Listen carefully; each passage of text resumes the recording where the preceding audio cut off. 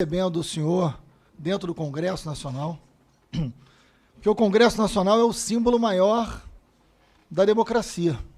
Nos regimes ditatoriais, a primeira coisa que se fecha, em qualquer regime ditatorial, de qualquer origem ideológica, é o Congresso. Então, aqueles que nunca tiveram apreço para a democracia sempre concordaram de fechar o Congresso. Ter o senhor dentro do Congresso é muito importante para reafirmar a democracia. Nesse sentido, general, eu queria fazer algumas considerações e perguntas muito objetivas. O senhor certamente não é desses que considera o Congresso uma hiena. Certamente o senhor, se achasse isso, não estaria aqui dialogando. Certamente o senhor acha que é mais nobre esse espaço do que uma hiena. Além disso, eu sou professor de História também, general. E acho importante o senhor falar que a gente pode ter mais de uma visão sobre a história. O problema é quando quem tem determinada visão acha que precisa eliminar quem tem outra. O problema não é termos duas visões. O problema é quando alguém, por ter uma visão, pode desaparecer, ser assassinado ou torturado. Esse é o problema. Muito presente na história do Brasil, o senhor sabe disso. O problema não é termos mais de uma visão, muito pelo contrário, essa pode ser a parte boa.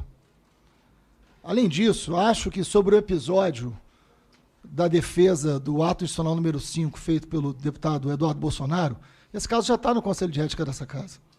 Então já tem um lugar para ser debatido e as providências serem tomadas, que é o Conselho de Ética. É lá que nós vamos debater e decidir o que fazer, né? Acho que não tem que ser alimentado isso e tem que se dar uma resposta muito categórica a essa aberração dessa declaração, que é violenta. O ato institucional número 5, o senhor sabe muito bem, no seu artigo 2º, previu o fechamento do Congresso, né? Além de outras consequências. Nesse sentido, a declaração que pegou muito mal do senhor foi que nós teríamos que ver, o senhor já explicou isso em diversos jornais, inclusive hoje tem uma matéria no Estadão.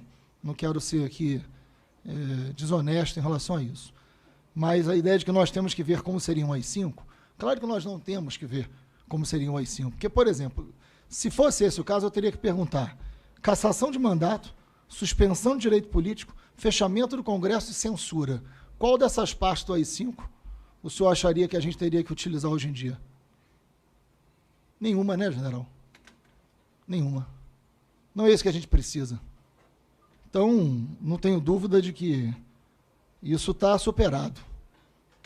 Afinal de contas, não tem cabimento. Mas os filhos do presidente que exercem cargo público, todos eles, pelo menos dos que eu vou falar, não é a primeira vez que isso acontece.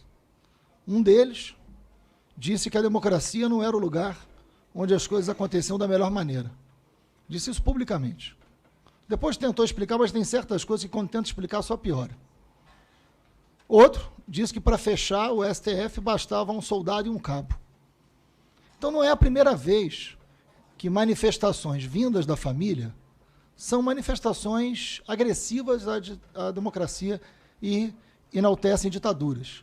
Há pouco tempo, o próprio presidente disse que no Chile essas coisas só acontecem porque o Pinochet não mais governa lá. Não são declarações razoáveis para quem hoje está no regime democrático, por mais que o senhor venha aqui afirmar que sim, e é muito importante o senhor fazer isso, que a gente está no regime democrático. Pode parar dúvida sobre isso, mesmo com essas manifestações.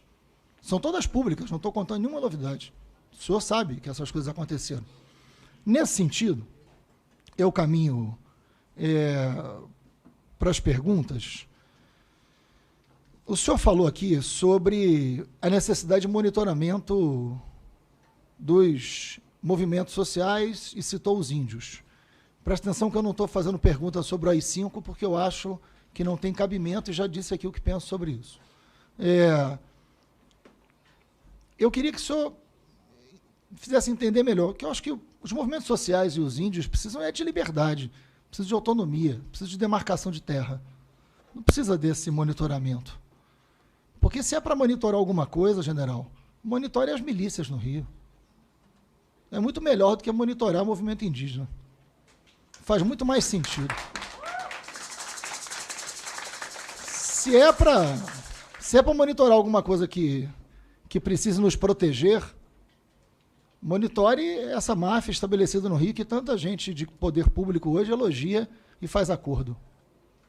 Isso tem que ser monitorado. E precisa monitorar mesmo, porque as forças policiais locais têm muita dificuldade de investigar pelo poder que eles têm. Seria bem-vindo o monitoramento desse crime. O movimento social não é crime, é democracia. E, nesse ponto, se existe esse respeito, e eu quero acreditar que esses anos todos da vida do senhor de contato com os índios, primeiro uma correção, porque às vezes as palavras nos traem também. E eu tenho certeza que não é o que o senhor pensa, mas no momento da sua fala que o senhor falou, uma professora indígena se vestia como gente. O índio se veste sempre como gente, né?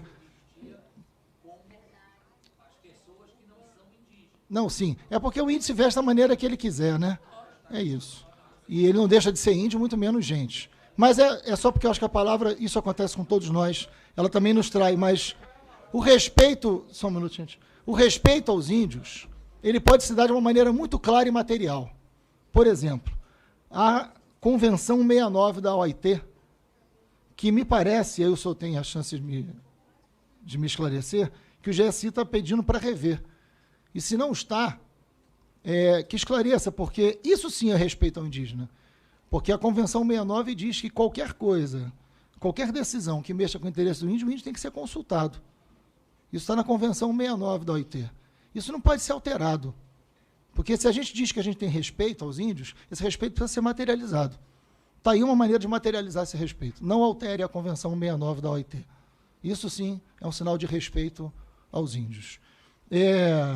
E, por fim, o senhor também citou a questão do sistema penitenciário. Como é um tema muito caro, não tem nada a ver com o que eu vim falar, mas o senhor falou que a gente precisava de uma lei que colocasse o preso para trabalhar. Essa lei se chama Lei de Execução Penal, ela foi feita em 1984. O preso não trabalha hoje, não é porque ele não quer, não. É porque não tem governo que tenha política pública preocupada com essa população que está no cárcere hoje. Lei tem, desde 84, aliás, de 84. Ela não é cumprida. Então, a gente não precisa de grandes magias de ministros que querem aparecer, a gente pode cumprir lei que já tem décadas que nunca foram cumpridas. E para caminhar para a minha conclusão, sobre as 5, a gente precisa entender que essa casa tem uma homenagem ali na frente, o senhor deve ter passado por ela, ao Rubens Paiva. Essa casa não faz homenagem a torturador. Essa casa faz homenagem a um desaparecido político, a um deputado, na época, que morto, né, e desaparecido, sua família nunca teve condição de enterrá-lo. Assim como...